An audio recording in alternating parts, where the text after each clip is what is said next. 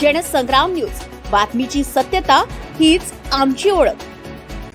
स्थानिक स्वराज्य संस्थेच्या निवडणुकीच्या पार्श्वभूमीवर जो आज न्यू इंग्लिश मध्ये जो गदारोळ झालेला आहे, नेमका काय होता? असं आहे,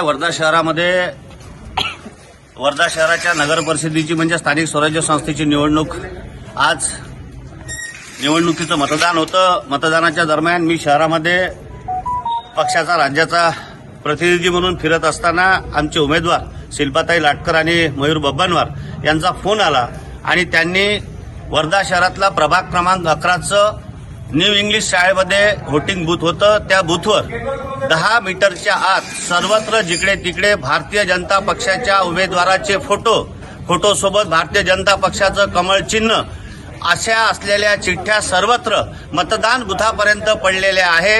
याचा अर्थ असा का या मतदान केंद्रावर जे प्रिसाइडिंग ऑफिसर आहे किंवा इथे निवडणूक म्हणून जो काही पोलीस विभागाचा स्टाफ देण्यात आला आहे, बाकी विभागाचे कर्मचारी अधिकारी देण्यात आलेले आहे।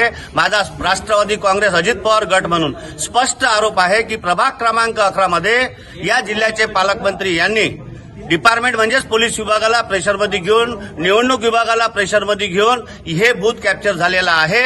इथे सर्वत्र भ्रष्टाचार झालेला आहे। इथे 10 मीटरच्या आतमध्ये सर्वत्र ज्या काही भारतीय जनता पक्षाच्या उमेदवारांचे फोटो आणि कमळ चिन्ह दिसते आहे, याच्यावरून लक्षात येते आहे की डिपार्टमेंट प्रेशरमध्ये होतं। भारतीय जनता पक्षाने हे बूथ कॅप्चर केलेलं आहे।